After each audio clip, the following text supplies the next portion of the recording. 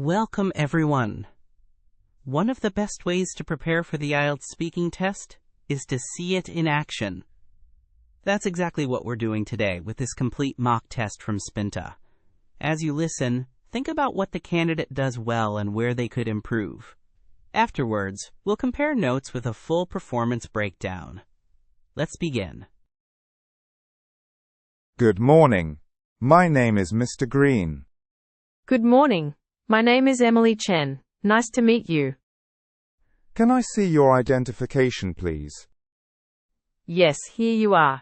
Thank you. Let's start with some questions about where you live. Can you tell me where you live? I live in a mid-sized city near the coast. I moved there for work about 6 years ago and I like how easy it is to get to parks and coffee shops. I have been living here since 5 years, which was when I finished my studies and started my job. What do you like about living there? What I like most is the balance between quiet neighborhoods and lively areas. It feels safe, there are good public transport links, and the community organizes events like street markets. Also, I can reach the beach in 20 minutes, which is great for running, or just clearing my head after work. Now about your work or studies. Do you work or study at the moment? I work full-time as a project manager for a small tech company. My role involves coordinating teams, planning schedules, and communicating with clients. I enjoy the variety day to day because no two projects are the same, and I learn new things about product design and user experience frequently. What do you enjoy about your work? I enjoy solving problems and helping a team meet goals. It is satisfying to see a product ship after months of planning. The social aspect is important too, because I like mentoring junior colleagues and sharing approaches that make work easier for everyone. Let's move to your free time. What do you like to do in your free time? In my free time, I prefer reading, cycling, and visiting galleries. Reading is probably my favorite because it helps me relax and learn about different cultures or ideas. I try to cycle at weekends for exercise, and sometimes I go to small exhibitions which inspire my work and give me new perspectives. How often do you do those activities? I usually read every evening for about an hour, and I cycle 2 or 3 times a week. Gallery visits happen once or twice a month depending on exhibitions. I find a routine helps me keep those habits, even when work gets busy. Now we will move to part 2. Now talk about a memorable trip. You have 1 minute to prepare. A memorable trip I took was to a remote island 2 summers ago with a small group of friends. We stayed in a simple guest house and spent our days exploring coves, snorkeling and hiking. The trip stood out because everything felt deliberately slower and more peaceful than city life, and we had time to talk properly without distractions. I remember one morning when the sunrise was brilliant, and we all sat on the rocks drinking tea while planning a hike. The hike itself was challenging but rewarding, with views of cliffs and the open sea. Food was simple but fresh, mostly fish and local vegetables, and we had some evenings cooking together which created fun memories. On the last day, we helped a local volunteer group plant native trees as part of a community scheme, which made the trip feel meaningful beyond just relaxation. All these moments combined made it both relaxing and enriching, and I left feeling more connected to my friends and to nature. Why was that trip special? It was special because of the combination of good company, beautiful scenery, and a slower pace. We were away from emails and work pressure, and that allowed deeper conversations and real rest. Also, doing something helpful like tree planting added purpose, so it wasn't just leisure but also a small contribution to a community we enjoyed. Right. Let's move on to part 3.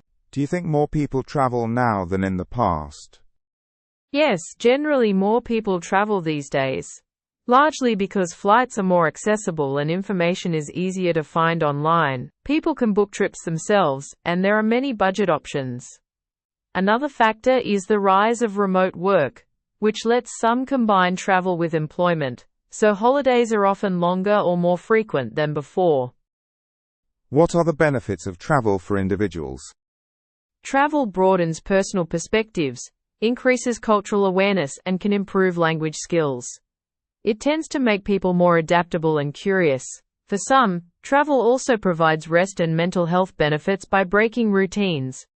On a practical level, travel can inspire career changes or new hobbies when someone experiences different lifestyles and opportunities. Can travel have negative effects for communities? Yes, mass tourism can strain local resources, damage ecosystems, and change community character. Popular destinations sometimes become too commercialized, losing authenticity that originally attracted visitors.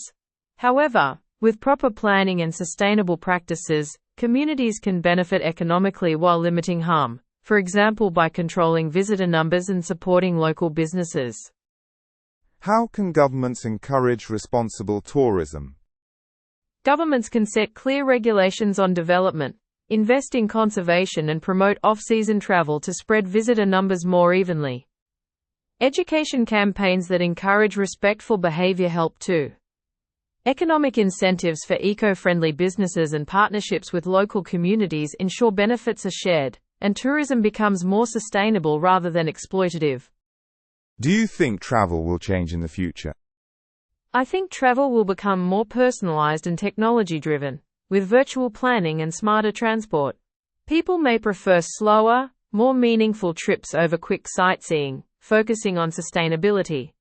There will be tension between convenience and impact, so ideally travelers will choose options that are less harmful to environments and cultures, though it's more easier said than done. Thank you. That is the end of the speaking test. Thank you very much. It was a pleasure to take this test. The candidate demonstrated Band 8 level performance. Specific errors included saying I have been living here since 5 years instead of I have been living here for 5 years, saying I remember how was it arranged instead of I remember how it was arranged, and saying it's more easier for people instead of it's easier for people. These slips were rare and occurred only a few times across the test, and they did not impede understanding. Fluency was smooth, with only minor hesitations and occasional self-correction, maintaining natural rhythm and discourse markers. Vocabulary was precise and wide, with words like commercialized, ecosystems, and sustainable practices used accurately. Grammatically, the candidate showed strong control of complex structures, though there were brief lapses in prepositions and comparative forms. The Band 8 score is justified because communication was clear, cohesive, and largely accurate, with sophisticated vocabulary and near-native pronunciation. What prevented a higher score were the few repeated small errors in prepositions and comparative constructions, and one slightly awkward phrasing. To reach Band 9, the candidate should eliminate these residual slips, ensure perfect control over prepositions and comparative forms, and demonstrate consistently flawless grammatical accuracy under pressure. Thank you for practicing with this IELTS speaking mock test. Visit Spinta for more comprehensive mock tests and personalized feedback to boost your IELTS score.